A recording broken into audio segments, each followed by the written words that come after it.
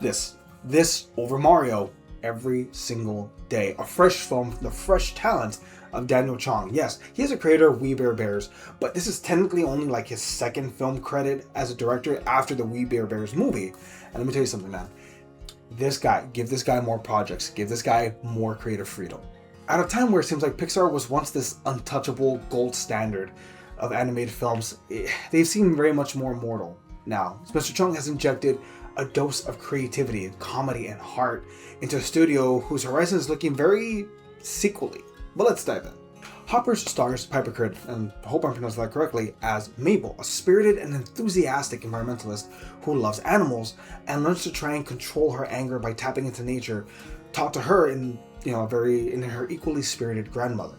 With the passage of time comes the loss of the one person who truly understood Mabel, and so too comes the modern world to collide with nature, as an overpass is being constructed to make driving into towns a little bit faster by 4 whole minutes, but at the expense of local wildlife.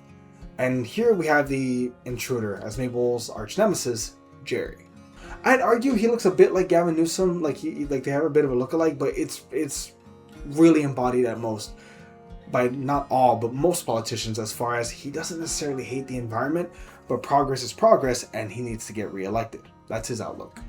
In the midst of losing her glade, that's what they call the pond area, Mabel goes to Dr. Fairfax to help. She then discovers the Avatar, not like Avatar, tech, the Hopper's tech, commits to finding another beaver to help her rebuild the glade and hopefully save the glade.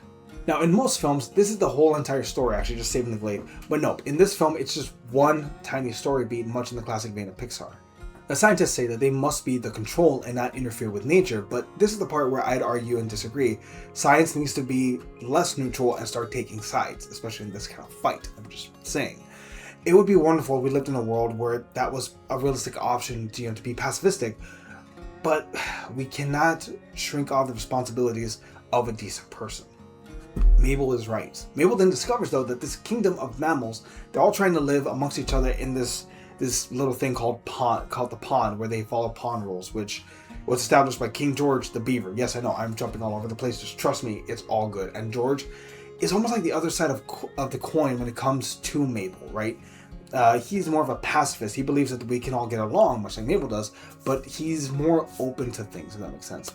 He has this one really great quote that keeps coming up: we're all in this together, and it rings genuine in a time where it feels like we're more and more divided. And I'm not trying to get political, but if I can, maybe the betterment of everyone is a better thing than individualism on some scale. I'm just saying.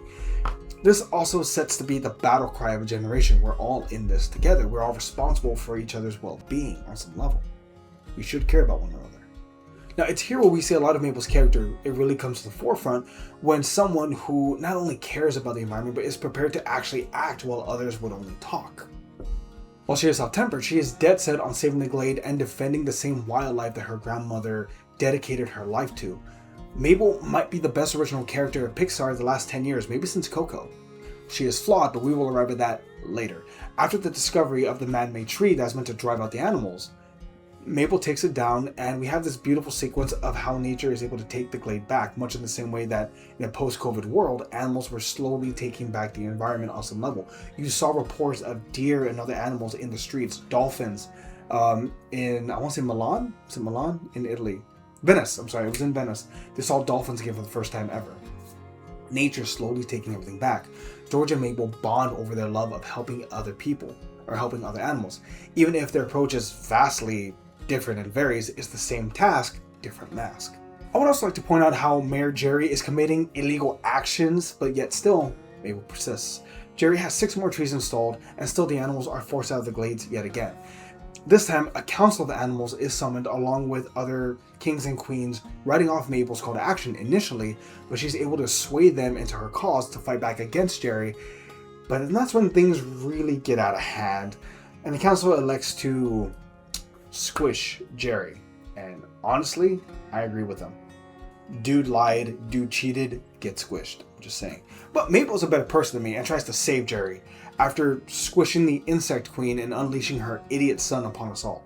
Mabel and George, along with the high beaver, the bear, and the lizard, try to help Jerry until we have this frightening sequence of Jaws. I mean, Diane. Jerry is scared until he causes them to crash. He thinks he's asleep, but somehow he still lives. Mabel even goes so far as to try and convince Jerry yet again that his life is in danger, but Jerry will not relent. It's at this point that Mabel even screams into the air, "He's over here," calling upon death to come and take out Jerry. And again, yeah, let him get squished. I'm just saying. Eventually, Mabel is forced back into her human body, and everything really hits the fan, an evil robot. And look, I'm not going to give away the entire thing, but I will say this: the third act and the climax is beautiful and batshit crazy, but more beautiful. With Mabel and the animals still working together to try and save the glade and help, even when humanity really doesn't deserve it. Again, to quote George, we're all in this together. It was around this moment that I got misty a few times. I'm an adult with a son and I'm going through some things, so fuck off. This movie did get me a little emotional. This film's resolution comes with Mabel learning to process her anger, trying to deal with the grief she had of losing her grandma. Although that wasn't really the central part of the story, I feel like that could have been maybe worked on a little bit. The whole film is arguably that her temper has gotten her in hot water multiple times. It's not a bad thing to be fueled by rage, but there's a quote that I really like.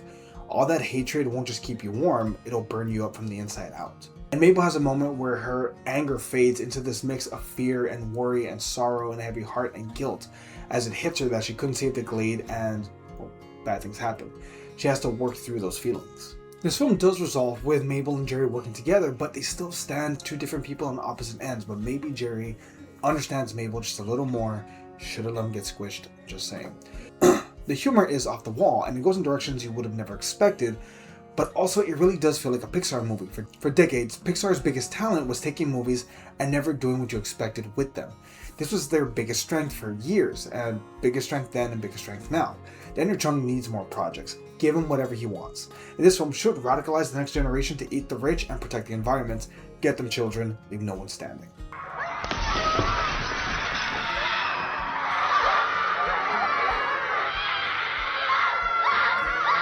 For me at least, this is an 8 out of 10, something really worth watching. But what do you think? Let us know down below, really appreciate it, and we'll catch y'all next time. See you everybody.